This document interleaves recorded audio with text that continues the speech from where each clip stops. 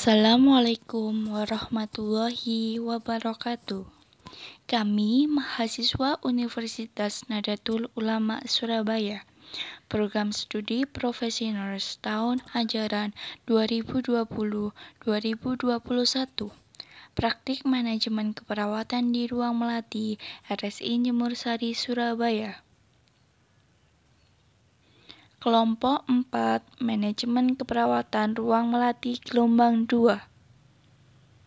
Dosen pembimbing akademik, Ibu Neti Mawarda Hatmanti, Eskepnes Magister Keperawatan.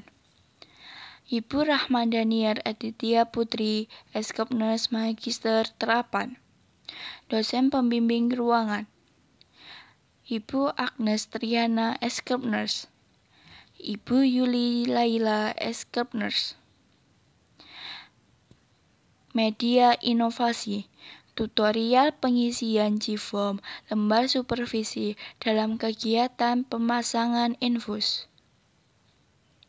Nama kelompok, Khalifatus Sa'diyah, Hafidah Agil Fitria Lestari, Anggi Astuti, Anissa Ayu, Muhammad Haris Susanto, Firda Oktaviana, Cornelia Citra Rahayu, Filza Nurmasito, Surya Rahmatus Solihah, Siti Kumaria, Tiara Madia, Cicinanda Ulin Nikmah.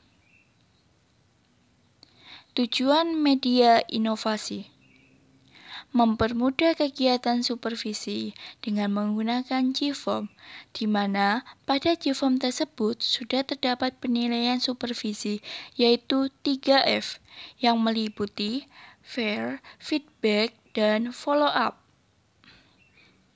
Selamat menyaksikan. Lembar supervisi pemasangan infus di ruang melati RSI Jemur Sari Surabaya. Pada bagian pertama, terdapat pengertian dari pemasangan infus.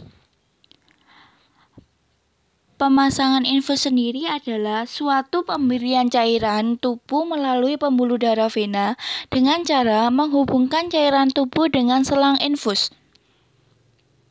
Masuk ke poin selanjutnya, yaitu biodata dari supervisor yang meliputi nama supervisor. Misalkan di sini kita menuliskan nama Mawar Eskepnes, kemudian jabatan.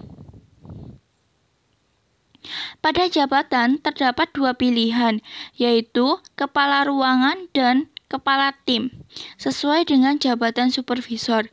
Di sini kita misalkan jabatannya sebagai kepala tim atau ketua tim. Selanjutnya, kalau sudah, kita mengisi nomor WhatsApp atau nomor telepon. Kalau kita sudah terisi semua, maka kita lalu klik ke selanjutnya.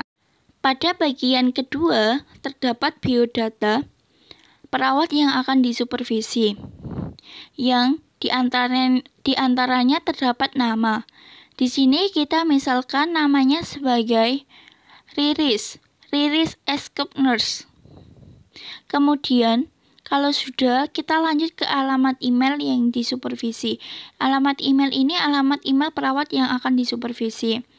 Misalkan riris@gmail.com. Kemudian, tulislah nomor telepon atau WhatsApp. Kalau sudah, pada bagian selanjutnya ada jabatan. Di sini terdapat dua pilihan, yaitu sebagai ketua tim atau anggota tim.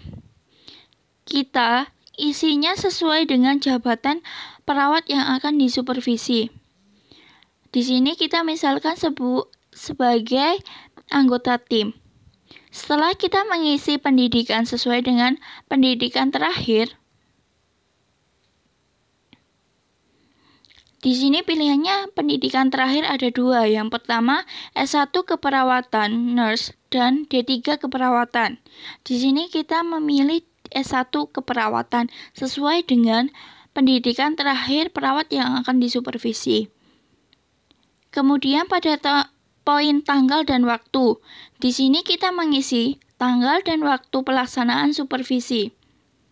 Misalkan di sini waktunya kita misalkan pada tanggal 1 Maret 2021 jam 10.30.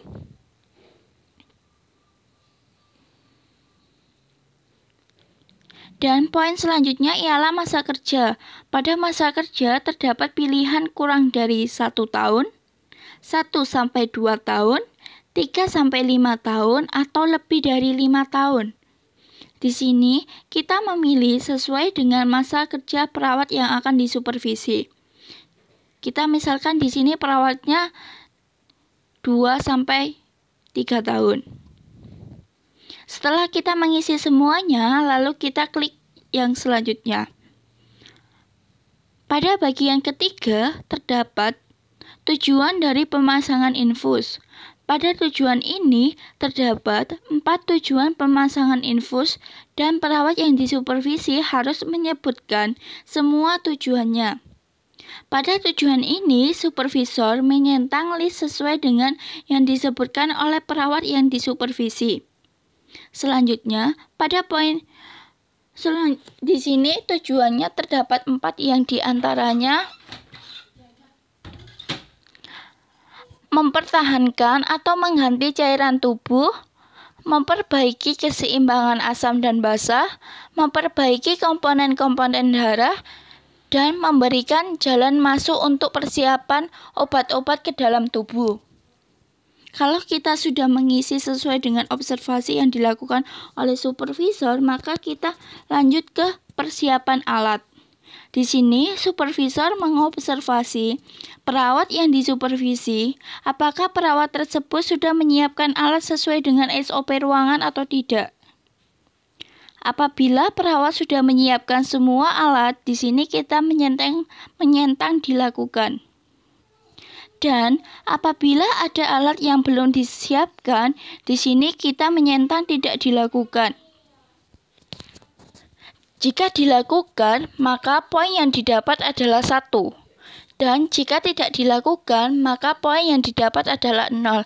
Kita mengisi mulai dari poin pertama sampai dengan poin 15 sampai persiapan alatnya selesai.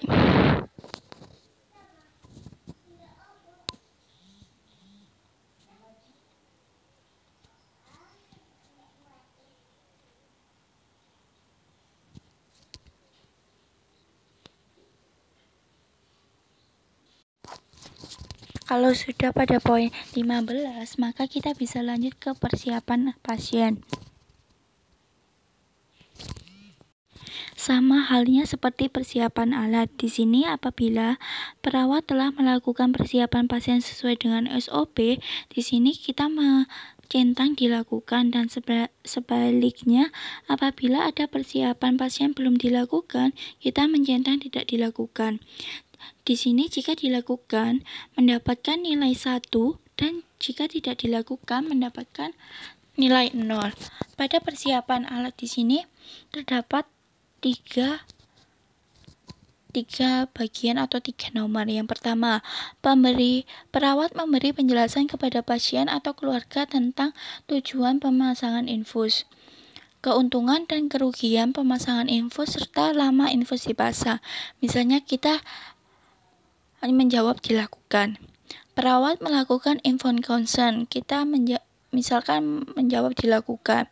Dan yang terakhir di persiapan pasien, ada pemasangan diutamakan di tangan jika memungkinkan dipasang di anggota gerak yang kurang aktif atau dipasang di anggota gerak lain di pembuluh darah yang lebih besar, mudah difiksasi dan hindari pemasangan di daerah persendian.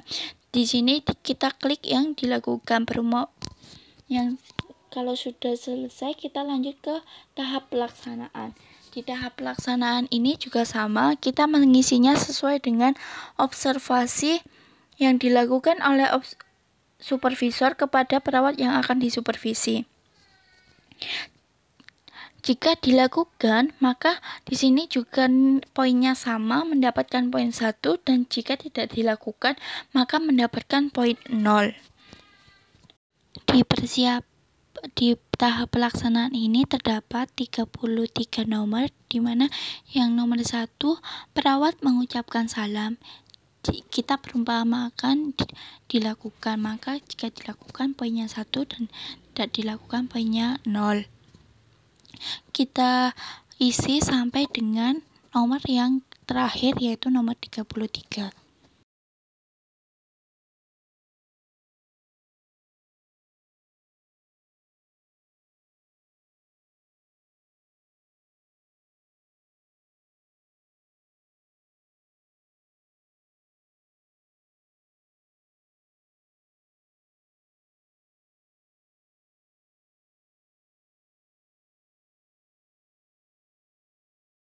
Kalau sudah sampai ke poin yang nomor yang ke-33, maka kita lanjut ke bagian yang keempat. Di bagian keempat ini adalah penilaian.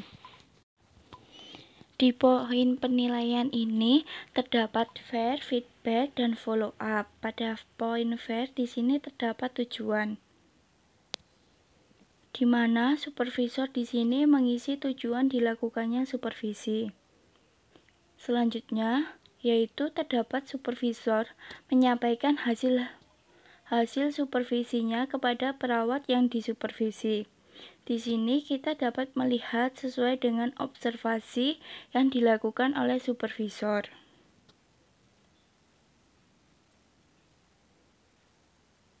Selanjutnya, pada poin follow up, terdapat perawat yang disupervisi melakukan konfirmasi dari hasil yang disampaikan oleh supervisor, menerima atau tidaknya hasil yang disampaikan.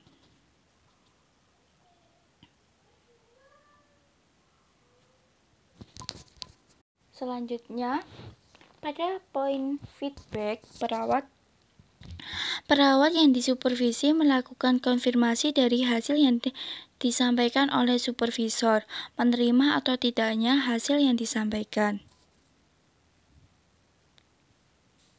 Kemudian, pada poin follow up di sini terdapat 2 pilihan. Dari hasil observasi, apabila perawat yang disupervisi tersebut hasilnya kurang bagus, maka di sini supervisor mengisi tanggal dan waktu pada poin 1.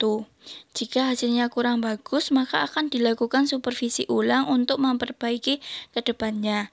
Jadwal ulang ditentukan oleh supervisor. Dan jika hasil observasi apabila perawat yang disupervisi tersebut hasilnya bagus, maka supervisor mengisi tanggal dan waktu pada poin kedua. Jika hasilnya bagus, maka dipertahankan dan akan dilakukan supervisi ulang untuk mempertahankannya. Jadwal ulang ditentukan oleh supervisor. Setelah bagian 4 sudah diisi, selanjutnya kita bisa mengeklik klik kirim. Setelah dikirim, muncullah pilihan lihat skor. Klik lihat skor untuk melihat nilai dari perawat yang telah disupervisi. Jika kita ingin mengirim tanggapan atau hasil dari supervisi kepada perawat yang disupervisi, maka kita bisa mengirimkan lewat email dengan alamat email yang sudah dituliskan oleh perawat tadi, lalu kita kirimkan ke alamat tersebut. Sekian dari kami, terima kasih. Assalamualaikum warahmatullahi wabarakatuh.